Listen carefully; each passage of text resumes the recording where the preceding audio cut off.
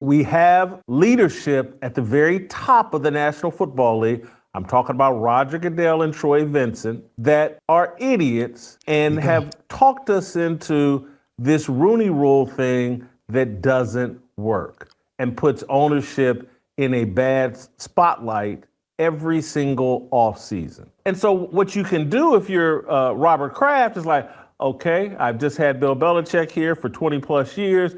Everybody's up my yin yang. Bill Belichick is done. Me and Bill don't get along. Well, if I don't hire a black coach, the media is going to rip me and say I'm racist. And it doesn't matter how many Meek Mill concerts I sponsor. It doesn't matter how many times I'm caught grinding on Cardi B. It doesn't matter how many woke boxes I check. If I don't hire a black coach, I'm racist. Jason Whitlock goes off on the Rooney Rule. I want you to hear exactly what he had to say, and then I'll come back with my comments. Mike Tomlin.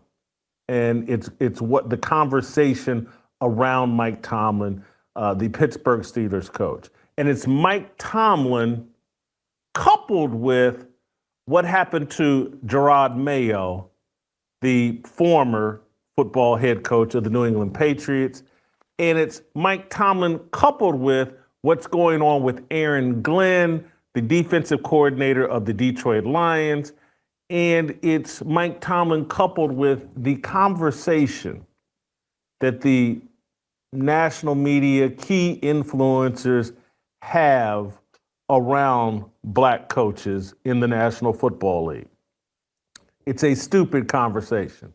And the entire Rooney Rule and the NFL's leaning into DEI is blowing up in everyone's face. Thing is, with this Rooney Rule, it's supposed to give, black coaches an opportunity to land these jobs. But when you have these owners that have a specific candidate that they want to hire, they're going to catch some flack if they just go ahead and quote unquote hire the white guy per se. Just like the Mike Vrabel situation with the New England Patriots. Gerard Mayo out after 1 year. All of a sudden, a few days later, you got Mike Vrabel as the head coach. So forcing these owners to make a quote unquote hire just to hire a black coach, and then he's gone after a year, that's when you're going to start to see holes in this whole Rooney Rule thing. So the NFL, they got some work to do. You can't force someone to make a hire, but you still want to give, black people the opportunity to coach on an NFL team. This is a lot going on with that rule, and the NFL has this work cut out for them. It's blowing up in everyone's face. Can you not see it? That and this is how, and again, this is Tomlin, this is Mayo, this is Aaron Glenn. This is a system that NFL ownership has figured out, oh, okay, they're forcing this Rooney Rule thing on us. We have leadership at the very top of the National Football League. I'm talking about Roger Goodell and Troy Vincent that are idiots and have talked us into this Rooney Rule thing that doesn't work and puts ownership in a bad spotlight every single offseason. That's what I'm saying. If you tell an owner they have to hire a black coach or at least interview a black coach, and then they don't hire the black coach, all of a sudden they're going to face backlash. Like they may get called out as being a racist because they gave the white coach an opportunity. So again, man, this whole Rooney Rule thing, I get it. You want to give, black people an opportunity, people other than white people opportunity. That's great. But at the end of the day, if I have a business and I want to hire anybody, it's on me to do so. I can't be forced to do anything I don't want to do as far as my business that I own outright. And it puts a target on black coaches, and it puts training wheels on even the most successful black coaches. So everybody has to walk on eggshells around them. And so no one can comfortably have the conversation that should be being had about Mike Tomlin, the head coach of the Pittsburgh Steelers. No one can have the appropriate conversation about Gerard Mayo and why he was dusted after 1 year. And no one can have the appropriate conversation about Aaron Glenn and why he and the offensive coordinator of the Detroit Lions are the two highest profile head coaching candidates in the National Football League this offseason. So let me walk you through why DEI and the Rooney Rule have been a failure, continue to be a failure, and now the failure is just becoming more and more obvious. Because you're not going to make a group of billionaires can't do it. Bend to your will. That's what I keep saying. If I own a business, I'm a multi-billionaire and I'm looking for someone to work for the business. I'm not hiring anybody just because I have to. Again, you're putting these owners in a bad spot, NFL. Giving people opportunities is great, but having the backlash that they may face by not, quote unquote, hiring who you may want them to hire or who the audience may want to be hired, you're going to be walking on eggshells even if you're the owners. But at the end of the day, they're billionaires. They're going to make their own decisions, and you can't hate on them for hiring who they want to hire. Not forever, not for very long. And billionaire owners of the NFL have figured out, hey, I know the workaround to this Rooney Rule. We can just hire some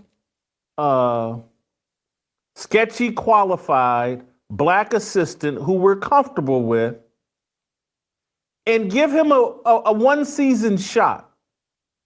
Hey, scurry on out there, produce some magic instantly, or we'll dust you after a year and we'll move on to the next guy. And yes, that dusting may cost me $20 million. I may sign you to a 4-year, $20 million deal, 4-year, $30 million deal. And I may have to cover all of that. But I'm a billionaire. And I'm a billionaire at a time when the stock market and the whole system has been rigged in a way over the last 4 to 5 years that my wealth has doubled and tripled over the last 2 to 3 years. That I went from being worth $1.5 billion to $6 billion to $10 billion. There's been this great transfer of wealth to the billionaire class. They made so much money during the pandemic and the whole shutdown of the stock market and then the re-elevation of the stock market. And look at the stock price. Their wealth has doubled, tripled, quadrupled, I don't know, quintupled. What comes after that? Sextupled, seventupled? I don't even know. Yeah, the last 4 or 5 years, the economy with the shutdowns and everything going on in the world, if you were invested in the stock market in 2020, March of 2020, when everything was shut down, you made some money. I made a couple bucks. Could have made more if I took profits. So think about the billionaires that were worth 1.5, 2 million. 4 years later, they're probably triple or quadruple their net worth. So yeah, I ain't gonna lie. 2020, that was the time to make a lot of money if you had money. But they're all worth far more money than they used to be. And so cutting a $30 million check to Gerard Mayo, easy. To say, hey, buddy, thanks for your effort here for a year. We figured out you can't coach. Now I'm going to move on and hire the coach that I really want. Yeah. And this is now the new norm in the National Football League. And it applies to all coaches, black, white, whatever. People will tweet out, oh, black coaches don't get a chance. They get 1 year and then they're fired. And then someone will come with the facts. And this is what I love about the new X platform. They community note these idiots right into oblivion. But someone tweeted out a string of 5 or 6 black coaches that got fired after a year. And then the community notes came and they said, well, here's 6, 7 white coaches that either got less than a year or got 1 year as well. Yeah, got to do your fact checking. I know a lot of people are up in arms about, the black coaches and just opportunities, but you got to keep it facts, though. Got to keep it factual. I understand that we want every team to have a black coach leading their team, but no owner is going to be told what to do. They're going to skate around the Rooney Rule. Let's go ahead and hire Gerard Mayo. Don't know what he got paid. If it was $30 million, cool. A multi-billionaire can take that hit. Let him coach for a year. Let's get some draft picks. And let's get Mike Vrabel on board. So that's what you're seeing with this Rooney Rule right now. There's always workarounds to every rule. This is the new normal in the National Football League. A coach gets 1 year. One and done. And if he's not prepared to produce some magic in that first year, he's dusted. Immediately. And so what Robert Kraft and the Patriots were able to do here is, hey, we'll put Gerard Mayo in. We have this opening press conference where Gerard Mayo makes a fool out of himself. The owner sits there and says, hey, man, I try to operate in a colorblind way. And the new coach he just empowered and hired said, I like to see race because if you can't see race, you can't see racism. And I said this then. Go check the tapes. I was like, he ain't on the same page with ownership. This is not off to a good start. Nah. Because an owner or anybody that runs an organization, a business, they've purchased, they've built, they've developed, they get to hire employees, particularly at the top, that reflect their values. If you've ever been an owner of anything, let's say you're Whitlock, my father, a little ghetto businessman, a mom and pop tavern in inner city. You know what he got to hire?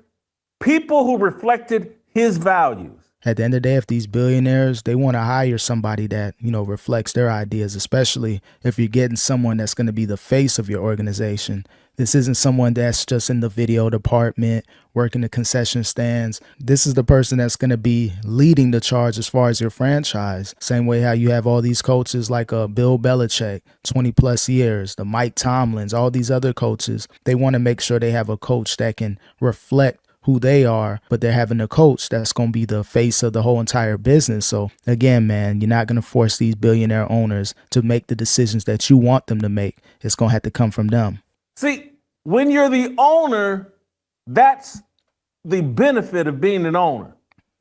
You get to hire people to reflect your values. And so the DEI crowd has been trying to convince ownership, no, you need to hire people that don't reflect your values, that won't represent your worldview, that won't reflect your leadership style. That's diversity, equity, and inclusion. That's tolerance.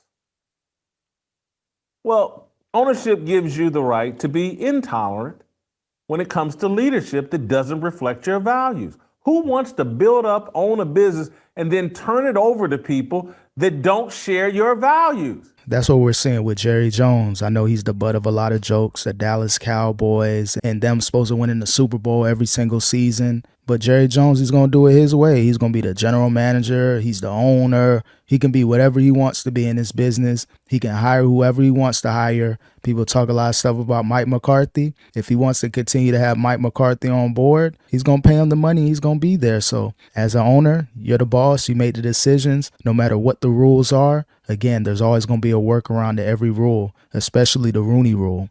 And the only people making the argument that that's what should be required are people that have no idea and never want to be an owner. They don't ever want to be a shot caller. They just want to be a beggar and a complainer. So Robert Kraft and NFL ownership has said, well, we'll just come up with a system where we give everybody a 1-year tryout plan. And then we dust them if we don't like them. Kick them out. And so basically they just do this revolving door at coach until they strike a pot of gold. And the pot of gold is like, it's an Andy Reid. It's a Dan Campbell. Yep. It's a Kyle Shanahan. It's a Sean McVay. It's give me my list of coaches that, there's about 8. Yeah, there we go. It's the one and done rule, especially if you're a black coach. All right, you want me to hire this black coach, this black candidate? Cool. We'll go ahead and offer him a 4-year, $20, $30 million deal, and we'll let him go after a year. He may have to be owed $25 million on his contract, but I'm a multi-billionaire. I can spend $30 million in my sleep. And then eventually you're going to land that well, like a Dan Campbell, like a Reid, like a McVay, like those other coaches. Not just saying that because they're white, it's the coaches that they wanted to hire from the jump but either that coach was in the middle of a coaching job, either he was taking some time to think about if he wanted to coach on a specific team. That's why you have these fillers. At the end of the day, the black coaches, they're like the fillers as far as, all right, we'll give you that money for a year. We'll kick you out the door. And then we're going to hire who we want to hire. So the Rooney Rule, yeah, it's cool for what it's supposed to be. But again, telling someone that they have to hire someone for their business, it's not going to end well. It's going to be terrible. It's John and Jim Harbaugh. It's Sean Payton. It's Kevin O'Connell. That's my class of elite 8 coaches that right now would be considered untouchable, and everybody's looking to hire a coach that's one of those 8 guys. And then there's this other group they're all, and Mike Tomlin used to be in that first 8, now he's not. But this is the other group that it's like, hey, if I can hire a guy that can get into this group, I'm good. I'm going to give this guy time. I'm going to be patient with him. Mike Tomlin, Nick Sirianni, D'Amico Ryan, Dan Quinn, Matt LaFleur, Sean McDermott. So there's about 14 coaching spots in the NFL that are secure, that aren't on a year-to-year renewal basis. Those first 14 guys I just listed, they can survive a 6-11 season, a 7-10 season. They can even survive a 5-12 season. Yep, just a matter of time. But everybody else, the 18 other coaches in the NFL, one bad year and they get dusted. Gerard Mayo. And the owner cuts him a check for whatever else he owes him, and then he gets to go out and try to strike gold and hire who the hell he wants. And so what you can do if you're Robert Kraft is like, okay, I've just had Bill Belichick here for 20 plus years. Everybody's up my yin-yang. Bill Belichick is done. Me and Bill don't get along. Well, if I don't hire a black coach, the media is going to rip me and say I'm racist. And it doesn't matter how many Meek Mill concerts I sponsor. It doesn't matter how many times I'm caught grinding on Cardi B. It doesn't matter how many woke boxes I check. If I don't hire a black coach, I'm racist. Yeah, Robert Kraft, yeah, Meek Mill, those performances, hanging out with Lil Baby and all that stuff, that's cool, but people are still going to call you out if you don't make the hire that they want you to make the hire. So having a Gerard Mayo that probably lessened the blow a little bit, even though it's after a year, he's still going to get his money. It's not like he coached for a year and then the rest of his contract gets voided. He's still going to get paid. He may have, couple tens of $millions just to chill, sit at home and wait for the next opportunity. But again, no matter what you do as far as being an owner, you can check all those boxes that Whitlock just listed. Have Meek Mill, Cardi B, and all these rappers and all that great stuff. If you don't do what the people want you to do, they're going to label you a certain way. So that's what we're starting to see now with this Rooney Rule. So he hired Gerard Mayo, a guy that wasn't on the same page with him, a guy that he really didn't do the right amount of due diligence on. Black guy, loyal, allegedly.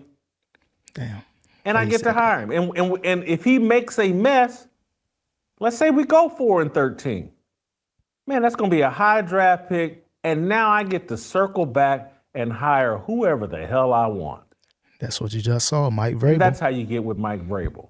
Yep. And that's Mike Vrabel's walking into a deal where Patriots feel like they have their quarterback. They have another high draft pick to perhaps pair this quarterback with some more offensive talent. And now I got my guy, Mike Vrabel, who I really wanted. And no one can call me racist. Yep, because I got. That's the system that they've built to defeat DEI and the Rooney Rule. One and done. And so get used to it. The same system the Houston Texans executed. What did they do 3 hires in a row? I think they started with they started with Lovie Smith because, oh boy, and maybe even started before. It was Romeo Crennel. They had him for a hot cup of coffee. Then they had Lovie Smith for a hot cup of coffee.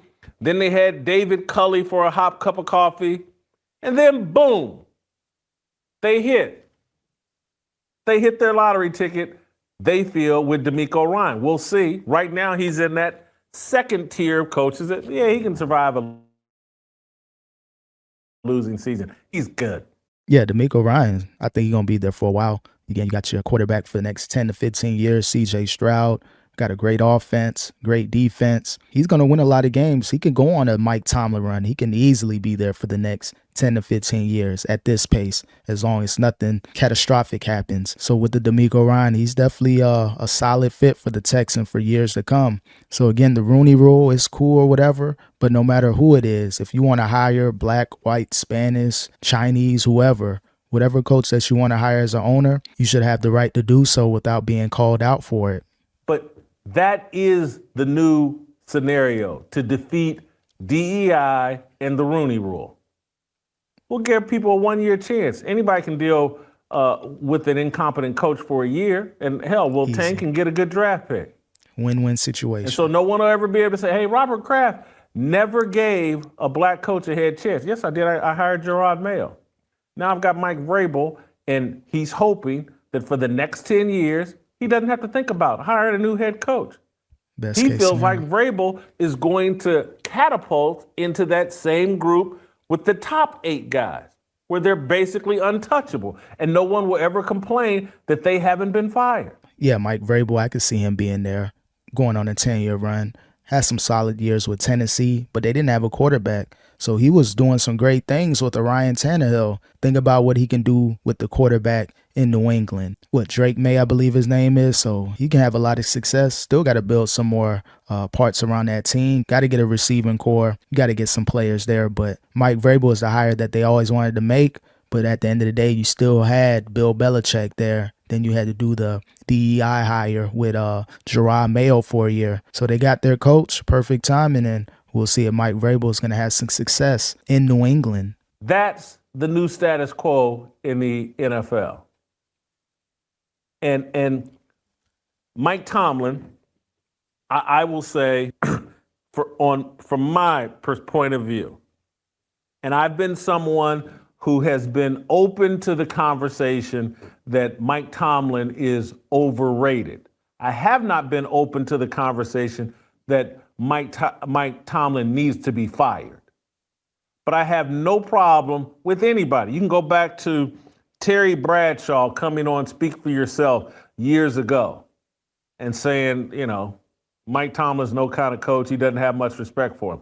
I'm open to that conversation. I was never a part of it like, hey, he's got to be fired.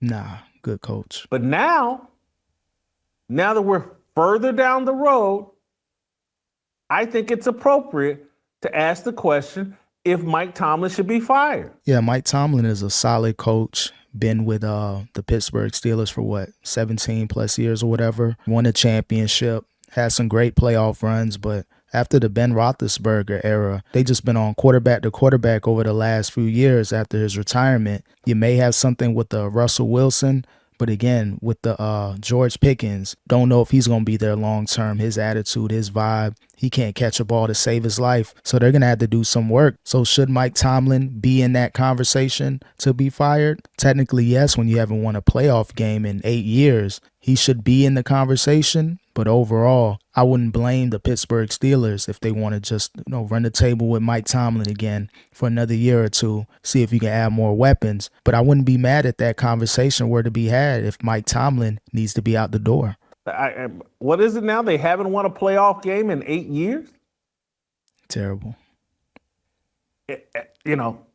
They don't seem to be making any progress. It seems to be a year-to-year mediocrity thing where, hey, every year we're going to float right around 500 and everybody's going to run on TV and says, Mike Tomlin's never had a losing season. That don't mean nothing. Where the Super Bowl's But at. now it's appropriate to say, has he reached his expiration date in Pittsburgh? And it seems like people, players, other prognosticators, pontificators in the sports, everybody's now ready to have that conversation. Mike Tomlin's calling card is attitude and tone, mostly at a press conference. He's a great press conference guy. But if you look at the history of that Pittsburgh organization and how that they have an organizational philosophy It's not reliant on a coach. The organization, the Rooneys, have a philosophy that has ruled over that organization for 50 years or maybe even longer. They've only had 3 coaches, basically, as long as I've been alive: Chuck Noll, Bill Cowher, and Mike Tomlin. And it's run from an organizational perspective. The way the draft is done, the head coach isn't all powerful. So maybe Mike Tomlin takes that Pittsburgh organizational structure to another franchise or finds a similar setup where the organization's that strong. But I'm not so sure. But do I think it's time for him to move on and try to reinvent himself someplace else? Does he deserve that opportunity? Would some franchise be honored to have him? And would it be a good hire? Yes, it would. So we're going to see what happens moving forward with Mike Tomlin. Again, solid coach, but you got to produce. You got to win. I know you haven't had a losing season in quite some time or ever, but you haven't won a playoff game in 8 years. So having those conversations about Mike Tomlin's job, I wouldn't mind it. But at the end of the day, if he stays with Pittsburgh, it's not a bad thing as well. But do they want to continue to be mediocre? What are you going to do at the quarterback position? Are you going to stay with Russ? Are you going to give Justin Fields an opportunity? Are you going to get some more weapons at the receiver position? You got to do something. But just the whole Rooney Rule and all that stuff. But again, you shouldn't have the right to tell an owner who to hire. At the end of the day, I hope everyone gets an opportunity. But the right person's going to be for the job. But at the end of the day, whoever the owners want to hire, a white coach, a black coach, or whomever, they shouldn't be forced to hire anybody that they don't want to hire. So we'll see what happens moving forward with Mike Tomlin. Again, man, solid coach, but changes have to be made eventually.